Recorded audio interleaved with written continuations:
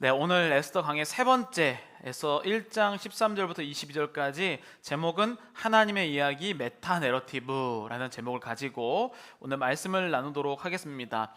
지난주에 저희가 말씀을 나눴죠. 태어나 보니 왕이 되어 보니 일반적인 백지 상황에서 우리가 태어난 것이 아니라 이미 다 짜여져 있는 판에 우리가 태어났다라는 것을 말씀을 드렸죠. 그래서 이 왕이 180일 동안 전쟁을 위한 잔치를 벌이고 7일 동안 일반 백성들을 위해 잔치를 벌이고 그 다음에 술기운에 왕후 와스디를 오라고 했지만 오지 않아 마음에 불붙는 듯 하더라 라고 하면서 지난주에 말씀이 마쳤습니다.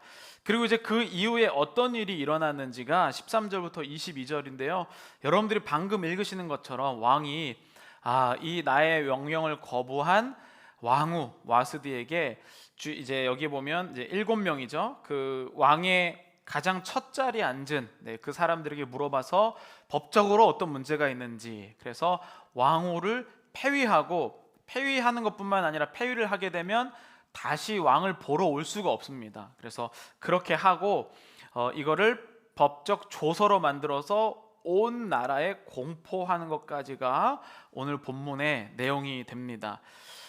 그래서 제가 지난주에 여러분들에게 질문 드린 것처럼 나는 아하수에로와 같은 사람인가? 그러니까 아하수에로라는 사람은 하나님을 믿지 않는 사람의 대표거든요. 그럼 나는 아하수에로에 가까운가 아닌가? 이러한 내면의 질문을 하면서 오늘 말씀도 함께 들으시면 좋을 것 같습니다. 지난 12일 날 동부시 오전 6시 45분에 민간 우주 기업이죠. 스페이스X가 생중계를 통해서 우주 훈련 받은 우주인이 아닌 일반 민간인이 처음으로 우주 밖에 나가서 우주 밖으로 그냥 돌아다니는 유영하는 사건이 있었습니다. 사진을 보여주시면 이렇게 사진이요, 사진. 네. 사진을 보여주시면 네, 이렇게 했는데 자막이 나와서 이 지구를 이렇게 실제로 우주인이 아니라 훈련받은 사람이 아니라 일반 사람이 나갔는데 그 사람이 억만장자이기는 한데요 일반인은 아니고 그래도 파일럿 조종사였다고 하기는 합니다. 그런데 이게 어떤 큰 의미가 있냐면 예전에는 소련이나 중국 그리고 그 미국 이렇게 우주 산업을 주도했는데 일반 민간 기업을 주도로 우주 훈련을 받은 사람이 아닌 사람이 밖에 나가는 게 굉장히 역사적으로 중요한 사건이었죠. 그러니까 그냥 우주인이 본 거랑 그러니까 훈련 받았던 사람이 본 거랑 일반 사람이 우주를 본 것과는 감격이 다르겠죠. 그래서 제러드 아이작만이라는 사람이 이렇게 얘기했어요. 집으로 돌아가서 우리 모두 할 일이 많지만 여기서부터 지구는 확실히 완벽한 세상처럼 보입니다. 이렇게 얘기했습니다. 무슨 말이냐면 내가 지구에 있으면 이것도 해야 되고 저것도 해고 저것도 해야 되고 하는 그러한 관점이 있지만 저 멀리 진짜 일반 사람으로는 처음 본 거 아닙니까? 일반 사람이 지구를 딱 보니까 그렇게 내가 작게 할 일보다는 그냥 지구 자체가 완벽해 보였다라는 감상을 남긴 거죠. 여러분, 성경이라는 것, 하나님의 이야기라는 것은 바로 이런 것과 비슷해요. 우리의 삶에 문제가 정말 많이 있잖아요. 오늘만 해도 교회에서 점심 안 주는데 점심 또 뭐 먹나 이런 걱정부터 저녁에 빨래를 돌려야 되는데 이런 하나하나의 세밀한 것에 따지잖아요. 그렇지만 하나님의 이야기라는 것은 온 우주 만물을 창조하신 하나님의 입장에서 나의 삶을 읽는 것, 그게 성경의 주된 스토리입니다. 그러니까 내가 오늘을 걱정하고 내일을 걱정하는 것보다 훨씬 더 강력하고 큰 이야기를 하고 있다라는 것을 성경은 이야기를 하죠. 사람은 시각이 매우 좁습니다. 그렇죠? 꼭 어떤 게 보이냐면요, 내 옆에 있는 사람의 단점이 잘 보이죠. 그렇지만 본인은 안 보입니다. 그러니까 사람의 시야는 다 아는 것 같고 다 준비하는 것 같지만 옆에 사람도 보이는 것이 나에게는 안 보이는 게 인간의 관점이죠. 그렇기 때문에 우리 기독교인들은 뭐라고 이야기하냐면 하나님께서 나를 창조하신 하나님의 눈으로 내 삶을 읽을 때 그때 변화가 일어난다. 여러분들은 그렇게 변화가 일어나고 계십니까? 만약에 내 눈으로만 가지고 하나님을 본다면 하나님을 볼 수 있는 것은 매우 일부분이겠죠. 그래서 우리는 항상 말씀을 읽을 때 저 크신 하나님의 관점으로 말씀을 읽으려고 노력합니다. 나는 너무나도 시야가 좁기 때문에 그러니까 같은 실수를 매번 반복하는 거죠. 사람이 어느 정도 생각이 있는데 관점이 넓다면 그 실수를 반복할 리가 없는데 우리는 보이는 것이 그만큼 작다라는 것을 이야기합니다. 제가 똑같은 장소잖아요. 제가 2017년에 왔을 때 청년부를 담당하는 사람이었지만 이제 저희 교회에 전체를 담당하는 사람이 되니까 같은 장소이지만 보이는 게 다른 것처럼 하나님의 눈으로 나를 바라보는 것과 내 인생을 그냥 막연히 살아가는 것은 굉장히 큰 차이가 있다라는 것을 이야기합니다. 그래서 성경을 보면요, 총 40명의 저자가 있잖아요. 성경을 적은 하나님께 영광을 받아서 그들의 손을 이용하셔서 성경을 적으셨는데 40명의 저자 그리고 1500년의 긴 시간이 있습니다. 구약부터 신약까지 이 날짜의 차이가 1500년이 돼요. 여러분, 일기 예전에 제가 언제쯤인가요? 한 고등학교 때쯤인가? 고등학교 때쯤에 제가 초등학교 때 쓴 일기를 발견했어요. 근데 그거를 누군가가 크게 막 읽어서 부끄러워서 찢어버렸거든요. 여러분, 우리가 어렸을 때와 고등학교 때만 해도 사람의 관점이 바뀌고요, 10대와 70대가 똑같은 관점을 갖고 살아가지 않습니다. 그러니까 사람은 계속해서 관점이 바뀌죠. 그런데 어떻게 다른 40명, 다르게 태어났고 다른 관점을 가지고 있고 또 역사가 1500년이면요 우리나라 조선 역사보다 길잖아요. 그 삼국시대부터 지금까지가 1500년입니다. 그 1500년의 간격과 40명의 다른 사람이 하나의 관점으로 말씀을 쓸 수 있을까요? 그 이유가 바로 하나님은 계속해서 똑같은 관점으로 우리를 바라보고 계신다는 것이죠. 그것을 우리는 하나님의 이야기라고 불러요. 하나님의 이야기를 부르고 조금 유식하게 신학자들은 메타 내러티브, 그래서 이 메타 내러티브는요 그랜드 내러티브라고 부르기도 하고 빅 피처 오브 더 바이블이라고 부르기도 합니다. 그러니까 어떤 하나님의 크신 계획과 크신 이야기로 성경이 쓰여졌기 때문에 그게 몇 천년 몇만 년이 되든 성경은 한 이야기일 겁니다. 그러니까 인간의 우리를 봤을 때는 왜 이렇게 저 사람이 맨날 이랬다가 저랬다라고 하지만 하나님의 완벽하신 하나님께서는 이 세상 그리고 우리를 바라볼 때 그렇게 완전한 하나님의 이야기로 바라보신다는 것이죠. 그럼 이 하나님의 이야기가 무엇이냐면요 굉장히 간단합니다. 교회에서 매주 얘기하는 거예요. 하나님이 온 우주 만물을 창조하셨고 그 하나님이 명령하신 것들을 우리가 거부해서 타락하게 됐고 그 타락한 인간을 구원하시려고 하나님께서 하신다. 그리고 그 구원을 지금도 계속해서 구원을 받으라고 이야기하지만 거부하는 자들에게 최종적으로 종말이 있다. 그래서 그거를 네 가지로 창조, 타락, 구원, 종말 이렇게 얘기하는 겁니다. 그러니까 우리가 성경을 읽을 때 이렇게 하나님의 큰 이야기가 있다. 그 큰 이야기로 나의 삶을 바라보면 그때 우리의 삶이 이해가 되기 시작한다는 것이죠. 사실 이 메타 내러티브라는 이 단어는 성경에 나오는 단어가 아니죠. 아마 포스트 모더니즘, 그러니까 모더니즘, 현대가 시작되고 탈현대, 근현대, 이 탈현대가 일어나면서 포스트 모더니즘에 나온 게 메타 내러티브, 한국말로 하면 거대적 관점이라고 하죠. 거대 담론이라고 표현하는데 그렇게 이야기하지만 우리는 세상 사람들이 말하는 메타 내러티브가 그런 것이 아니라 하나님이다 라고 이해하는 게 기독교인이죠. 원래 복음이라는 유앙겔리온이라는 단어도 로마 황제를 보고 쓰여졌던 게 복음이라는 유앙겔리온이었거든요. 그런데 그때 마가라는 또 그리고 복음서에 나오는 저자들은 로마 황제가 복음이 아니라 오직 예수님이 우리를 구원하실 분이다 라고 해서 유앙겔리온이라는 단어를 쓴 것처럼 메타 내러티브도 하나님의 이야기로 온 우주 만물이 이끌어간다 라고 표현하는 것이죠. 그런데 저는 오늘 이 본문을 보면서 아하수에로 왕이 과연 나인가 라고 비교해보자고 했잖아요. 하나님을 믿는데 왜 이렇게 우리에게 짜잘하게 걱정해야 될 것이 많은지 모르겠어요. 하나님을 믿으면 좀 큼직큼직하게 좀 문제도 없고 좀 평탄하고 이런 일이 있어야 되는데, 하나님이 계심에도 불구하고 교회 생활 열심히 하고 때로는 막 기도도 하고 헌신하고 봉사하는데도 여전히 문제가 있는 모습을 발견하게 됩니다.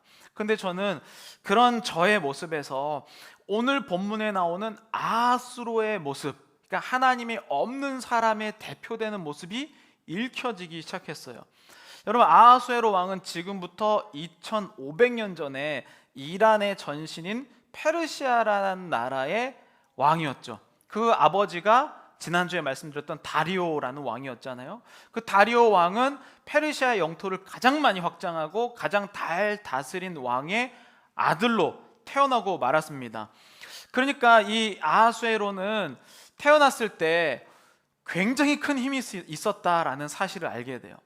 근데 오늘 저희가 본문을 읽어보면 이렇게 능력도 많고 돈도 많고 말 한마디에 몇십만의 군사가 움직이고 할 수 있는 사람이 조금 째째하다라는 결정을 하게 되거든요. 좀 이해가 안 가요. 우리는 2500년 전에 있었던 일을 제3자의 입장에서 결과를 알고 이 사람을 읽으니까 에이 째째하네 이렇게 읽을 수 있잖아요. 본인은 완벽하다고 느꼈다는 거예요. 여러분, 그러니까 남이 나를 보면 이것만 고쳤으면 괜찮다고 하는데 나는 어때요? 완벽한데 왜 그래? 라고 생각하잖아요. 그러니까 이 아하수에로라는 사람을 그렇게 애써서는 표현하고 있어요. 여러분들 1장을 쫙 읽어보시면 이 1장에 오늘 본문에도 나오는 것처럼 7이라는 숫자, 그러니까 성경에서 7이라는 숫자를 사용했을 때는 완전수라고 표현하잖아요. 그 7명이 조언해 주는 이야기, 7일 동안 잔치를 한 이야기, 이렇게 7이라는 게 1장에 4번 나오거든요. 이 말은 아하수로 스스로는 이게 지금 완전한 계획이라고 생각하고 있는 거예요. 여러분들의 삶은 어떠십니까? 나 나름대로 정말 내가 최선을 다해서 준비하고 최선을 다해서 열심히 살고 있다라고 생각한다면 아하수에로처럼 분명히 나는 완벽한 것 같은데 결과를 아는 우리가 보면 이상한 것처럼 보입니다. 여러분, 하나님은 우리의 삶을 어느 정도로 알고 계실까요? 오늘 당장 일어난 일도 모르는 그런 편협한 하나님이 아니라 아까 말씀드렸던 것처럼 하나님이 온 우주 만물을 창조하신 하나님의 입장에서 우리의 삶을 보면 무언가가 보이겠죠. 우리의 삶이 힘들고 어려운 이유는 나는 정말로 열심히 최선을 다해서 하고 있는데 이보다 어떻게 더 잘하냐라고 하는 아하수에로와 같은 요소가 있다는 거예요. 그래서 성경은 좀 과장되게 에스더 1장에서 아하수에로 정말 열심히 하고 자기 스스로는 완벽하게 생각하는 그런 모습으로 보여주죠. 그래서 저는 오늘 이 본문을요 아하수에로의 입장에서 한번 읽어보도록. 전통적으로 우리가 이 본문을 읽을 때 대부분 이 기독교의 입장에서 아하수에를 보면 뭔 이렇게 사냐 막 이렇게 보거든요. 근데 저는 이 아하수에를 보면서 정말 우리의 삶처럼 보였기 때문에 아하수로의 입장에서 오늘 본문을 조금 해석을 해볼게요. 나의 인생도 비슷하잖아요. 내가 생각할 때는 정말 최선을 다해서 더 이상 선한 것이 나올 것이 없는데 자꾸 나에게 조언하는 사람을 멀리하고 싶잖아요, 그렇죠? 오늘 본문 1장 14절 우리 함께 이 앞에 부분만 읽도록 하겠습니다. 그때의 왕에게 가까이하여 앉은 자는, 자, 여기에서 지금 화가 나서 왕후 와스디를 어떻게 할까라고 생각하다가 법적 조문을 받기 위해서 7사람에게 이야기를 하는데 그 7사람을 이렇게 표현하잖아요. 왕의 기색을 살피며 나라 첫 자리에 앉은 자. 무슨 말일까요? 조언이 어떻게 기준이, 조언의 기준이 뭐예요? 왕의 기색. 그러니까 왕이 오늘 얼굴이 안 좋다 그러면은 말을 줄이고, 기분이 좋다 그럼 막 개그를 하고, 왕이 막 눈썹이 올라간다 그러면 저 눈썹 표시는 이 말을 해야 되는 거야, 이렇게 얘기하는 거잖아요, 그렇죠? 여러분 주위에는 나의 기색을 살피는 사람이 있습니까? 아니면 하나님의 이야기를 전해줄 사람이 있습니까? 아하수에로가 어려운 점은요, 주변에 하나님의 이야기를 전해줄 사람이 아니라 내 눈썹 보는 사람밖에 없기 때문이에요. 저 사람 기분이 어떤지, 야 조용히 해. 하나님의 이야기를 전달하고 들리는 과정이 있어야 되는데 이 아하수에로는 자신의 기분을 맞춰줄 사람. 여러분 주변에 누가 있나 보세요. 너 잘하고 있어. 너 잘하고 있어. 정말 잘하고 있으면 좋은 이야기겠지만 잘하고 있지 않음에도 불구하고 하나님의 나라를 그 안에 소유하지 못해서 지금 먹고 사는 문제에만 빠져 있는데 잘하고 있어 라고 이야기하는 사람만 주변에 있으면 여러분들 나름대로는 완벽하다고 느낄지 몰라도 참 아하수에로처럼 모든 것을 소유하고 모든 것을 할 수 있었지만 가장 초라한 인생을 살게 되죠. 여러분 기독교인은 뭔지 아십니까? 아하수에로만큼 돈도 없고 재물도 없고 능력도 없어요. 그렇지만 아하수에로 왕보다 더 왕처럼 누리는 게 기독교인이죠. 왜냐하면 우리에게는 이렇게 기색을 살피며 조언하는 자보다 하나님의 이야기가 더 크게 들리기 때문입니다. 그런데 여러분 저는 이제 이 말씀을 막 하면서 이제 왕이 내놓은 주제가 뭐예요? 내 말 안 들은 이 왕후 이 와스디를 어떻게 됐냐? 왜 이렇게 발음이 비슷하지? 에스더 와스디. 그래서 이 와스디를 어떻게 됐냐라는 이야기를 하잖아요. 근데 사람들이 이 이야기를 해석하면서 대부분 이렇게 해석해요. 아니 왕이 얼마나 못났으면 자기 와이프 오라고 하는데 안 와갖고 그거를 법으로 내려서 공포까지 하냐? 이렇게 해석을 하는 사람이 많이 있다는 거죠. 그런데 여러분 그것은 너무 반도 안 되는 해석에 가깝습니다. 왜냐하면 여러분 지금 2500년 전이잖아요. 여기 사극 드라마 같은 거 좋아하시는 분 보시면 왕과 왕후가 현대 사극 아니에요? 일반 사극 보면 왕과 왕후가 연애에서 결혼을 합니까? 막 사랑하는 저 사람이 말만 하면 내 목숨을 다 내어놓을 것처럼. 전혀 반대죠. 왕과 왕후는 정치적인 결합입니다. 정치적인 결합이기 때문에 이 사람이 와서 막 남편의 말을 안 들었다. 이거는 너무 지금 2020년 이후에 그렇게 이해하는 거죠. 당시로 보게 되면 왕과 왕후는 거의 세력 싸움이라고 봐도 무관합니다. 왜냐하면 이제 우리가 다음 주부터 에스더 2장을 보게 되는데요. 에스더 2장에 보면 이 에스더가 왕후가 되어가는 그 과정에 누가 뒤에서 봐주죠? 모르드게라는 유다인 모르드게가 봐줍니다. 그러면 이 모르드게만 그럴까요? 거기에 오늘 나오는 이 7명의 사람들, 왕의 기색을 살피며 왕의 첫 자리에 앉은 사람의 아는 사람으로 누구를 왕으로 되고 싶지 않겠어요? 그게 바로 왕후의 자리예요. 그렇기 때문에 아하수에로의 입장을 보면 이거 틀린 얘기 아닙니다, 여러분. 당연히 정치적으로 했는데 왕후가 왕의 결정을 거부한다. 당연히 문제가 되는 내용이죠. 왜냐하면 왕후가 지금 180일 동안 남자들만 모여서 그리스 전쟁을 준비하면서 잔치를 했죠. 7일 동안 일반 백성들을 위해서 잔치를 했죠. 그런데 거기에 여성들이 없어요. 그 이유는 뭐냐면 왕의 일을 따로 하고 있다는 거잖아요. 그럼 왕후는 그동안 뭐 했습니까? 그 남자들과 함께 온 여성 리더들과 함께 잔치를 베풀고 있었거든요. 그러니까 개인의 사생활을 이야기하는 내용이 아닙니다. 그러니까 왕후도 나름대로 이유가 있고 왕도 나름대로가 이유가 있는 거죠. 여러분 하나님 안 믿는데도 제가 잘 들어보면 다 이유가 있어요. 목사님 이번 일만 끝나면 제가 정말 하나님께 위해서 헌신합니다. 제가 지금 아파서 못하고요. 이것 때문에 못하고 막 다 나름대로는 이유가 있어요. 하지만 여러분 하나님이 없는 우리의 삶은 여러분들이 그 이유를 아무리 바쁘게 산다고 할지라도 이루는 순간 왕처럼 고민에 빠지기 시작해요. 그게 아하수에를 통해서 우리가 느낄 수 있는 것이죠. 17절을 우리 함께 읽어보도록 하겠습니다. 아하수에로 왕이 명령하여 왕후 와스디를 청하여도 오지 아니하였다 하는 여인들에게 전파되면 그들도 남편을 멸시할 것인즉. 조금 과한 면이 없잖아 있어요.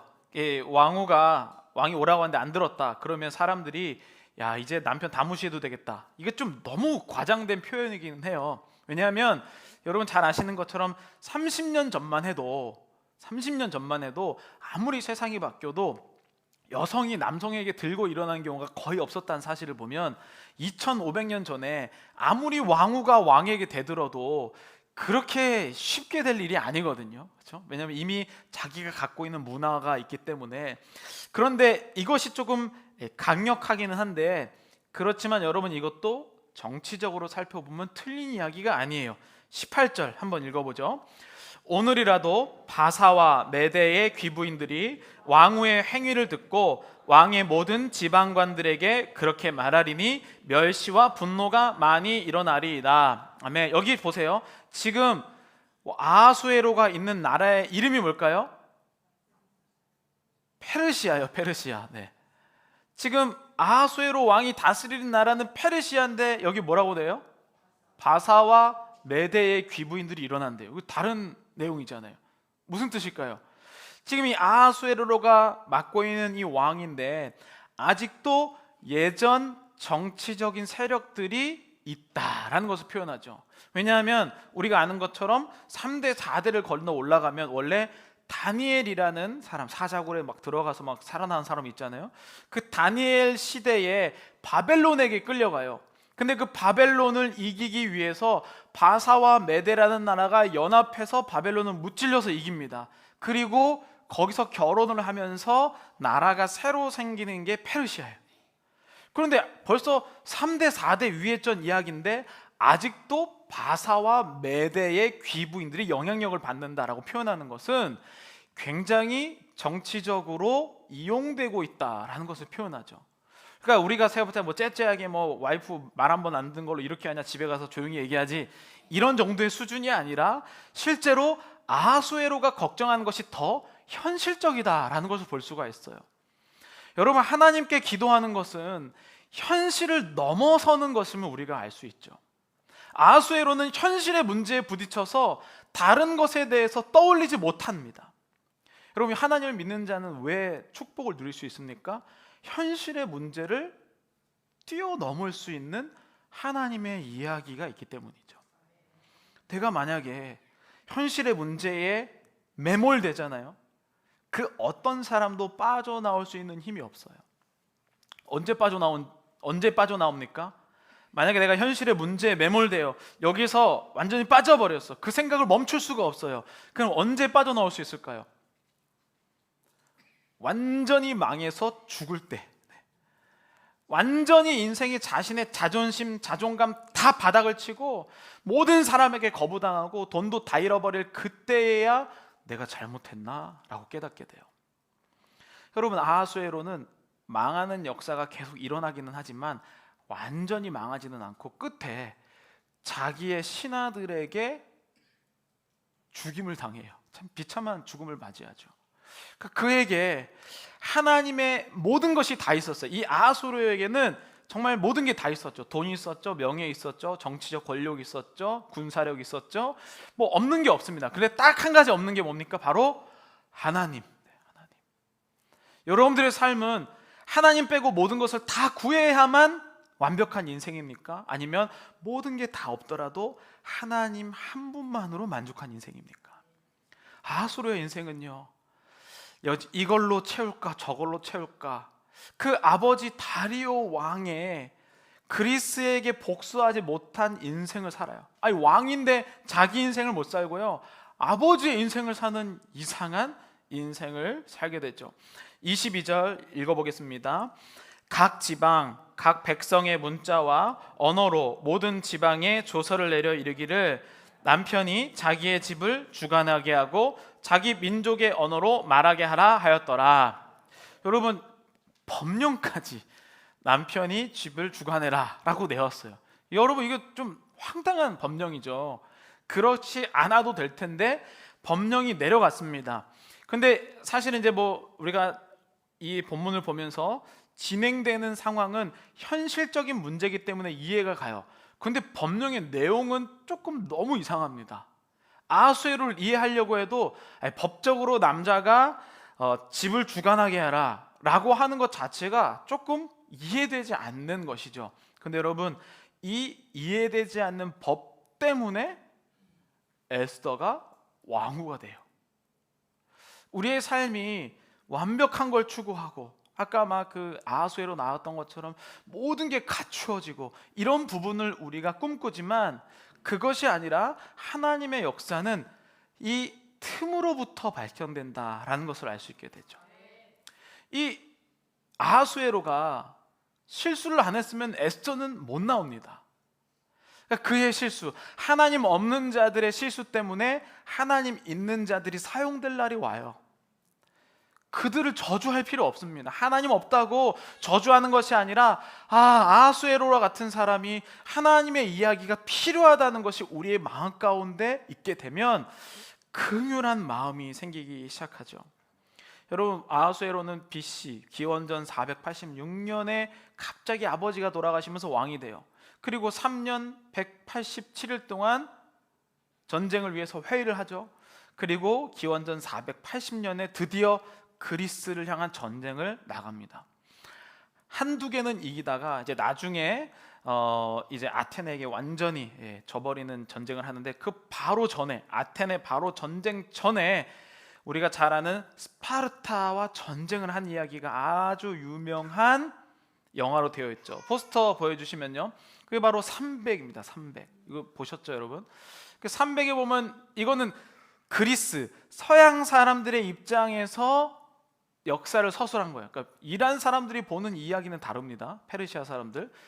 그 그리스 사람 입장에서 300을 썼을 때 거기에 나오는 나는 관대하다라고 하는 두 번째 사진 보시면 이 사람이 크세르크세스, 우리가 아는 아하수에로예요. 아하수에로. 그런데 여기 이제 역사적 서술과는 완전히 다른 거예요. 여러분이 아하수에로의 사진을 보면 수염이 엄청 났고 좀 약간 기골이 큰 사람이에요. 여기는 키 크고 막 약간 이상한 사람으로 나오는데, 그건 이제 그 서양 사람들이 아하수에로를 되게 미워하거든요. 그래서 저렇게 더 밉게 표현한 거지. 어쨌든 이 아하수에로라는 사람을 모습은 잘못 표현했지만, 역사적 고증이 잘못됐지만, 근데 영화적 장치로 저렇게 표현한 거죠. 그렇지만 저는 아하수에로의 내면을 영화에서는 잘 표현했다고 생각해요. 그게 뭐냐면, 아하수에로가 이 스파르타와 전쟁하고 막 사람들한테 몇 번 하면서 유행하는 유행어가 나는 관대하다 이거였거든요. 근데 안 관대해요. 보면은 그 마차를 끌고 간 막 그 노예가 잘못해갖고 바로 죽여요. 나는 관대하다 해놓고 바로 죽여요. 막 저기 불구덩이에 막 집어 던지고. 그러니까 여러분이 아하수에로라는 사람의 인생은 완벽해야 되는데 그 결점에 대해서 참지 못한다는 것을 볼 수가 있죠. 그러면 완벽을 꿈꾸는 인생을 살고 계십니까? 하나님의 이야기를 안다는 것은 내가 완벽하지 않아도 완벽하신 분의 사명을 살아간다면 우리가 행복한 인생을 살 수 있다는 것을 성경은 표현을 하고 있죠. 이 역사를 가장은 아니지만 어쨌든 그리스 이 역사가 중에 헤로도토스라는 사람이 이 부분에 대해서 다뤘는데요. 히스토리아라는 책에서 아하수에로가 이런 얘기를, 크세르크세스가 이런 얘기를 했다고 합니다. 아테나인들이 페르시아인들과 내 아버지께 저지른 모든 악행의 대가를 치르게 할 것입니다. 여러분들도 아시다시피 다레오께서는 이자들 치기를 열망하셨으나 이자들을 응징하시기 전에 세상을 떠나셨습니다. 다레오 아버지죠. 그래서 나는 그분을 위하여 그리고 다른 페르시아인들을 위하여 아테네를 함락하여 불태우기 전에는 결코 멈추지 않을 것이요. 여러분, 이 아하수에로는 지금 이 당시에 모든 것을 할 수 있는 가장 강력한 사람이었어요. 근데 아무것도 못하고 아버지 다리오의 인생을 대신 삽니다. 이상하죠? 여러분들의 삶도 지금 부모님의 인생을 대신 사는 사람들이 많아요. 어렸을 때 밥을 못 먹어서 밥은 꼭 먹여야 된다, 그렇죠? 그런 것들 있잖아요. 뭐 누가 항상 뭐 어렸을 때 뭐가 어땠고 뭐가 어쨌고 그 슬로건으로 인생을 살아가는 인생은 분명히 난데 내가 아니에요. 분명히 내가 다 결정할 수 있고 예전보다 훨씬 잘 살고 먹을만 하고 이제 생각할 수 있는데 생각하지 않고 아하수에로처럼 나는 아버지의 원수를 갚지 못하면 인생의 의미가 없는 것처럼 살아가죠. 모든 걸 소유했으나 아무것도 누리지 못한 인생. 여러분, 기독교인은 뭐라고요? 아무것도 없으나 모든 것을 왕처럼 누리는 인생이에요. 왜냐하면 나의 꿈이 아니라 하나님의 이야기 가운데 초대되었음을 알 수 있기 때문이죠. 여러분, 우리가 이렇게 아하수에로의 제가 인생을 보면서 안타깝고 괴로운 이유는 그거예요. 내가 결과를 알기 때문이죠. 하나님은 우리의 인생의 결과를 알고 계십니다. 내가 그냥 여기 그대로 있을 때 뻔하게 저 사람이 저렇게 살 거라는 것을 알고 계시죠. 그러니 복음이라는 것은 내 스스로, 내 안에서 아무리 열심히 하고 완벽하고 내 주변에 있는 모든 것들이 다 동원할지라도 안 된다는 것을 알 때에만 하나님의 이야기가 시작됨을 확인할 수 있죠. 이렇게 보니까 아수에로가 왜 그렇게 좁은 인생을 살았는지 알 것 같죠. 여러분들의 인생에도 혹시 내가 아수에로처럼 정말 물질로 이것만 여기까지 채우고 여기서 여기까지만 채우고 하는 그러한 목마름을 소유하고 있다면, 결과를 아시고 온 우주 만물을 창조하신 하나님의 이야기로 여러분들을 초대합니다. 사람들은 아수에로처럼 다 핑계가 있어요. 그렇죠? 다 핑계가 있는데 어떤 핑계냐면 이번 일만 마치고 내가 하나님께 충성하겠다, 이렇게 다 핑계가 있단 말이죠. 그렇게 해서는 영원히 기회는 오지 않아요. 내가 하나님 것이라는 생각이 들지 않는 이상 우리는 내 이 빈 마음을 다른 것으로 채우려고 해요. 사람의 인정. 그래서 여러분 주변에 누가 있습니까? 나에게 뭐라고 하는 사람은 한 명도 없잖아요. 그렇죠? 내 주변에 너 잘하고 있어라고 하는 사람만 있잖아요. 그러니 내 삶이 나아질 리가 없죠. 아수에로와 같은 인생. 저는 요즘에 이상한 점을 발견하는데, 그게 뭐냐면 분명히 신학이라는 게 굉장히 발전됐거든요. 근데 문제는 뭐냐면 좋은 목회자는 점점 비율이 줄어가고 있다는 사실이에요. 신학이 발전되면 더 좋아져야 되잖아요. 근데 신학이 발전됐는데 목회자의 퀄리티가 낮아진다. 무슨 뜻일까? 제가 한국에 있는 신학교의 MDiv, Master of Divinity의 커리큘럼을 보여드릴게요. 먼저 그 고신대, 좀 보수 신학에 대표되는데 이게 잘 안 보이실 건데 구약학, 신약학, 역사신학, 교의학. 그래서 구약학에는 히브리어 문법, 구약 총론, 오경, 선지서, 역사서, 시가서, 히브리어 강독, 구약서기. 신약학에는 헬라어 문법, 복음서, 신약 총론, 누가 사도행전, 서신서, 요한계시록, 성경 해석과 설교, 헬라어 강독, 신약서기. 역사신학, 고대 중세교회사, 종교개혁사, 현대교회사, 현대교회사, 고신정신. 교의학, 신조교의학, 신론, 인간론, 기록론, 성령론, 구원론, 교회론, 종말론. 뒷장에 보면 윤리학, 실천학, 선교학, 기독교 윤리학, 현대 교회와 윤리 문제. 실천신학에는 교회 교육, 목회 상담, 목회학, 예배학, 설교학, 설교 실습, 교회 정치, 실천학, 신학 기록, 상담 심습. 선교학에는 선교학, 전도학. 이렇게 되게 많은 과목이 있어요. 이건 총신 커리큘럼입니다. 이건 되게 더 작아요. 구약, 신약, 조직, 역사, 실천, 선교, 언어, 기타. 이렇게 해서 저 작은 개로 딱 나눠져 있어요. 여러분, 제가 왜 이 커리큘럼에 대해서 말씀드리는지 아세요? 신학이라는 것은 하나님의 커다란 이야기를 읽는 것이거든요. 그런데 다 쪼개놨어요. 다 쪼개놨어. 이건 이거고, 이건 이거고, 이건 저거고. 그래서 하나님을 다 이것저것 쪼개봤더니 하나님의 신비로움이 사라지는 상태가 났죠. 그래서 하나님은 신이 아니라 위대한 선생이었을 것이다. 이거를 조금 유식한 영어로 비신화화라고 얘기해요. 신화를 없애고 다 쪼개버렸다. 우리의 신앙이 다 이렇게 전문 영역으로 가고 있어요. 교회에서 전문 영역이 어디 있습니까, 여러분? 하나님의 큰 이야기에 그냥 내가 잠시 사용될 뿐이죠. 하나님의 커다란 이야기로 내 삶을 이해를 못하니까 내가 잘하는 것, 내 심장이 뛰는 것, 세상에서 그렇게 얘기하죠. 여러분, 우리의 심장은 하나님께로만 뛰지, 내가 잘하는 일에만 심장이 뛴다면 그건 기능적인 도구일 뿐이잖아요. 하나님이 만약에 나를 기능적으로 사용하셨다면 나를 안 뽑았을 겁니다, 여러분. 하나님은 저 크신 하나님의 구원 계획 안에 나를 지금 포함시키고 싶으신 거죠. 하나님의 이야기.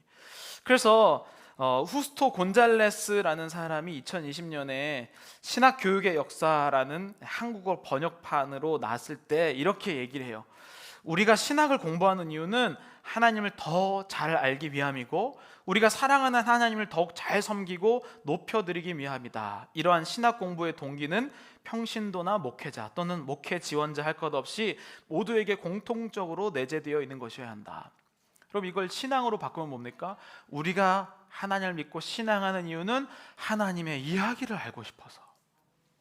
하나님의 그 큰 이야기가 뭐길래 몇천 년이 지나도 관점이 바뀌지 않고 수많은 사람이 지나쳐도 똑같은 관점을 유지하는 그 하나님의 큰 이야기가 무엇이길래 나를 이렇게 사랑하시는지, 여러분들에게 하나님이 그 큰 이야기에 여러분들을 초대하시기를 원하십니다. 메타 내러티브. 제가 오늘 이 말씀을 준비하면서 제가 정말 좋아하는 찬양인데 이 찬양을 떠올렸어요. 하나님의 이야기는 아직 끝나지 않았습니다. 이 찬양은 어제 제가 단톡방에 올려드렸죠. 좀 듣고 오시라고.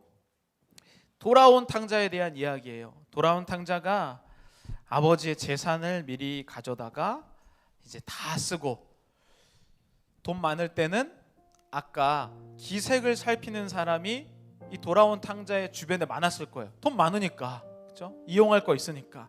근데 돈이 없으니까 자신의 기색을 살피는 사람들이 다 없어집니다. 그리고 유대인들이 치욕스럽게 여기는 돼지, 부동적인 동물, 돼지의 집에 살면서 돼지가 먹는 쥐염 열매를 딱 떠올리면서 뭐라고 해요? 그래도 우리 아버지 집은 이것보다 더 사람답게 살 수 있는데. 여러분, 우리가 열심히 뭔가 소유하고 재산을 다 받고 완벽해지면 인생이 좋을 거라고 생각하지만 그 소유 때문에 우리의 인생은 나의 기색을 살피는 사람들만 주변에 가득하게 되어 있어요. 여러분, 그런 우리들에게 하나님의 이야기가 여러분들을 초대하고 있습니다. 하나님의 이야기에, 그 크신 하나님의 사랑에 여러분들을 초대합니다. 하나님의 이야기는 아직 끝나지 않았습니다. 함께 찬양하겠습니다. 여기까지인가? 여기까지인가? 이제는 길이 없는가? 다 끝난 듯해도 내 하나님의 이야기는 아직 끝나지 않았네. 예수님 십자가 그 좁은 언덕 위 다 끝난 듯해도 내 하나님의 이야기는 다시 그곳에서 시작되나니 다시 돌아가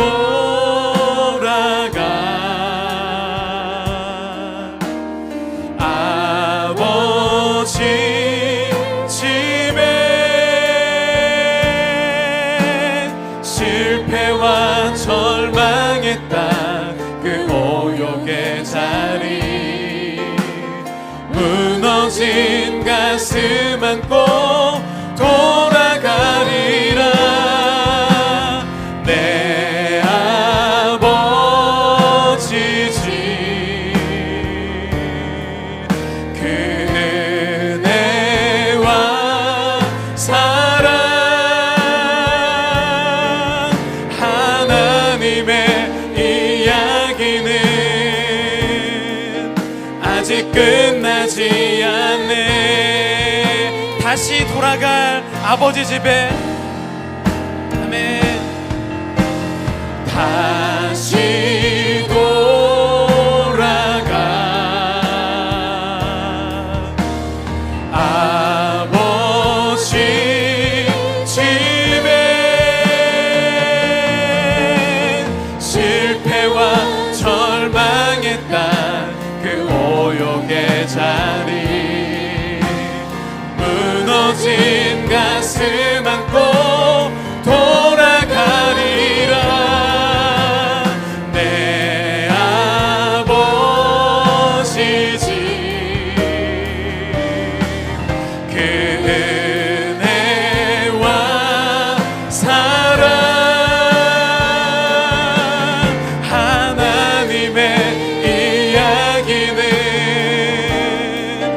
마지막으로 한 번 더 고백하겠습니다. 우리에게는 다시 돌아갈 하나님의 제약과 아버지의 이야기가 있습니다.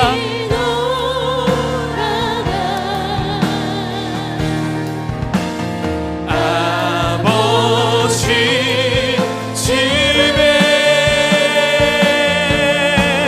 실패와 절망의 땅, 그 오욕의 자리, 무너진 가슴 안고 돌아가리라. 내 아버지 집,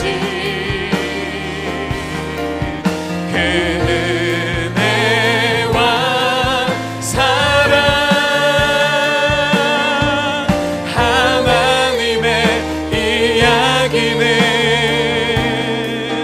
아직 끝. 우리 이 시간 주여 한번 외치시고 통성으로 기도하겠습니다. 주여, 우리 아버지 정말 주여 채워주시옵소서.